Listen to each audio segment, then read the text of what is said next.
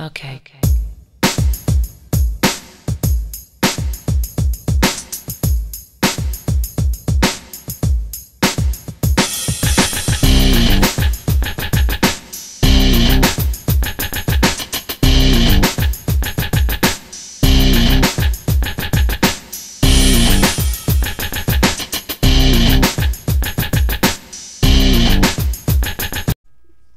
Alright, time to review Everest, one of the mini movies of 2015 that I had yet to watch, starring Jason Clarke, as well as Keira Knightley, Josh Brolin, Jake Gyllenhaal, and Sam Worthington, among a group of others. Anyway, so this movie is based on a true story, and you have a climbing expedition that occurs on Everest, and then a severe storm comes through. And so you have these people, fighting to survive, fighting to get back to base camp, to trying to make it out of this, and trying to help, their friends, their comrades along the way. And like I said, this movie is based on a true story, and I think it does a really good job of showcasing that. I think there's many elements of this movie I did like. For one, the acting. The acting was actually brilliant. Jason Clarke plays the lead for the majority of the film. He is the one that we are exclusively kind of behind. We get some different views and everything when the group splits up, but he is the main thread driving this movie forward as Rob Hull. And Jason Clarke hasn't carried too many films in the past. One could even argue, I think the only movie that comes to my mind is Dawn of the Planet of the Apes, and one could argue that obviously it's not his movie, it's Caesar's movie. So, that being said, I think he did a great job. I think everyone did a brilliant job as far as acting goes, especially Keira Knightley and some of the more emotional scenes of the movie. I think she did really good. Sam Worthington, I know a lot of people hate on that guy, but I think he did a great job as well. And I like how you have some of these big name actors and actresses in this film. They didn't overshadow the characters they were playing, though, so it worked really well. And the other thing is, visually, this movie is absolutely breathtaking. Just so many nice shots of Everest, make you feel like you were there. There's a lot of beautiful scenes, as well as very suspenseful scenes, and I think it worked really well in that regard.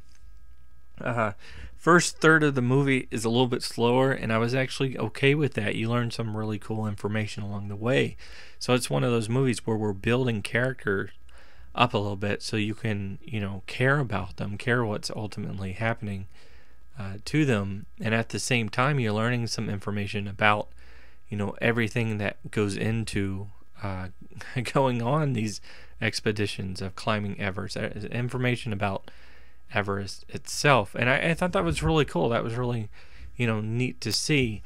Now again, that's the first third or so, maybe even a little more of that, but the when the film starts really kicking into gear, it starts doing so a little too much for my taste. It kind of suddenly shifts in pace, and because it's like, oh well, we have to reach this point, so you take that slow build up that we're having, and then you hit the climax of the movie, and everything else is just kind of sped through a little too much. And I feel like when you do that, you lose me a little bit. You take me out of the film when you have that sudden shift, and when you have all this stuff going down, and I'm like, okay, whose characters is this? Who's where? Who's still alive? Like, I'm trying to follow I'm trying to follow these characters that I've grown to care about now, with what you've given me, and it just kind of you're not letting me. You're not slowing it down enough for me to really see what's happening. So I didn't like that. And also there's several different points in the film where it just suddenly jumps in time, and you don't know it jumps in time. Like, it takes you a second. So that's a bit jarring and throws you out of the film. But I do think this was an enjoyable film. I don't think it was that many people really went to see it. Kind of like Finest Hours or Black Sea. For some reason, these movies just aren't doing as well as they probably should. I did enjoy it. I also, as I said, I've also had a few problems with it, but I do think that it did pay a lot of respect to what happened. So it doesn't feel like it's really capitalizing on a tragic event. And again, I say tragic because there is some tragedy in this film. Naturally, there's some people, that ultimately did die from this, but there's also a kind of there's also the flip side of that, and outside of tragedy, there's also kind of joy and inspiration in this film too. So there's a lot going for it. Giving it a rating out of 10, though, I'm gonna go ahead and give it a solid 7.5 out of 10.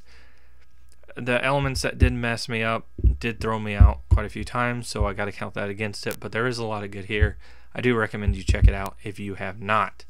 Anyway, so that's my thoughts on it, but what did you think about it? Go ahead and let me know in the comments below. Hopefully you enjoyed this video. Click that like button, share, subscribe to my channel, and also let me know, because some people did this. I don't know. This is not me. Some people got out of this film, and they were actually inspired to go and start mountain climbing and trying for Everest. And I get kind of, you get a grasp in the film too of the sense of why people want to do that. But for me, watching this film, it didn't gear me in that direction at all. It turned me the complete opposite direction. I want to just ball up in my chair and be like, I'm not going outside. I'm not going outside. I'm not going outside.